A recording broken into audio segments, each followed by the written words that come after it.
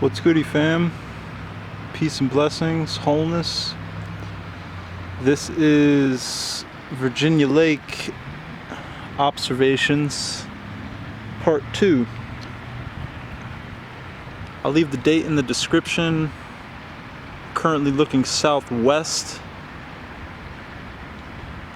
towards California. And we are in Reno, Nevada.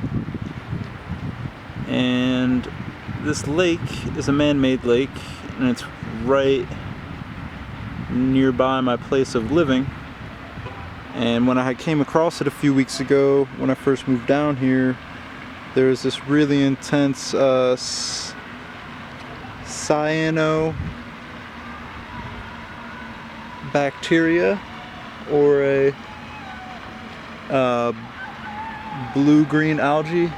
It's like some homies over there having a little drum circle. Much love. Yo, yo, yo! So anyways, now that we've gotten some colder rains, now we're looking northwest. And now that we've gotten some cooler temperatures and some cooler rains, not as hot as when I first came across the lake, it seems that the blue-green algae has kind of dispersed. I'll leave a link to the other video. There's all these little minnows in there, these little fishies. But you could still see the ripples. There's a little kind of a film on there. But it's nowhere near as bad as it was. That kind of just looks like pollen, you know? It looks like the algae's dissipating with the cooler temperatures and the cooler rains. So with the rains, the water level went up a little bit. And in my previous video, I had said that water comes in from the Koch ditch or something over there. That's on the northwest end, and I thought it drained out through the south end, but water actually comes in from the south end and the north, and then there's these like kind of glory holes up the lake, right up over there, just like a big hole. They have them in reservoirs, and all the water drains out of there when the water gets high enough. And the water is draining through there now because the water level went up a little bit because of the rain. So now that the water is going through the glory holes a little bit more, I'll take a walk over there in part 3. That means that the water's not just sitting in here anymore, right? So they have the 3 fountains to kind of circulate, and it did say that that can help the blue-green algae, but the water is just still, and that's why you see it less in rivers. And it also did say that it is more favorable to the warmer temperatures. So with all this being said, I wanted to finish the other thought. So even though that the fountains are here, when the water's level's too low and it's not flowing through the glory hole out there, then it's just still stagnated in here.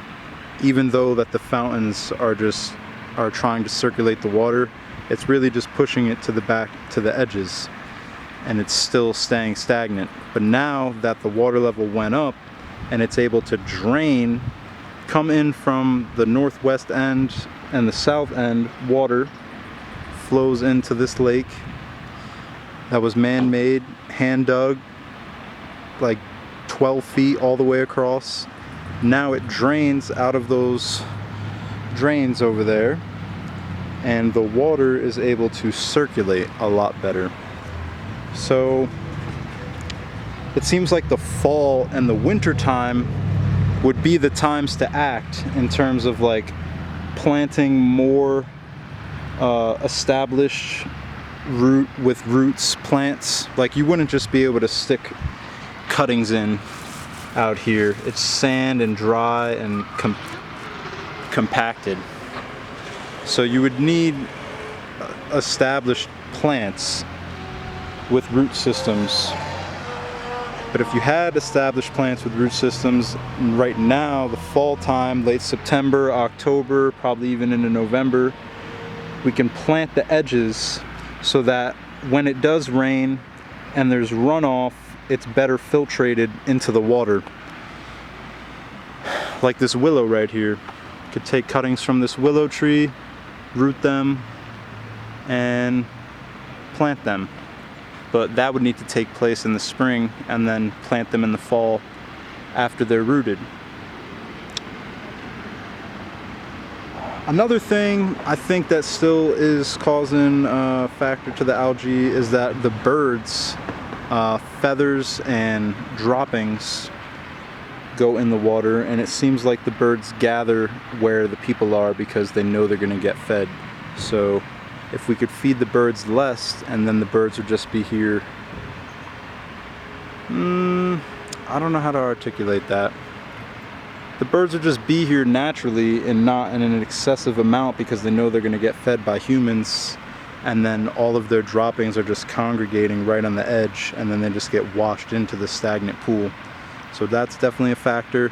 And maybe the algae's less now because the golf course right over to the southwest as well, they're stopping spraying of fungicides, herbicides, pesticides on the golf course because it's going into the fall, and with temperatures getting lower, daylight getting lower, they have to worry about less weed pressure, so they're going to spray less, if not at all, and it's going to start to rain a whole bunch, so it's just going to get washed off anyways. So there's less chemicals being washed in here. Those are my observations. Come back in a month and see if the water is even more clear. And the other last adjustment I wanted to say is that, oh, this dude's got an old RC boat, is if we started spraying in here indigenous microorganisms like the KNF, Korean natural farming. I'll talk more about that in part 3 and its potentials. But for right now, I'm going to go enjoy the rest of this beautiful day at Virginia Lake. And peace, blessings, and wholeness. We'll see you on the next one.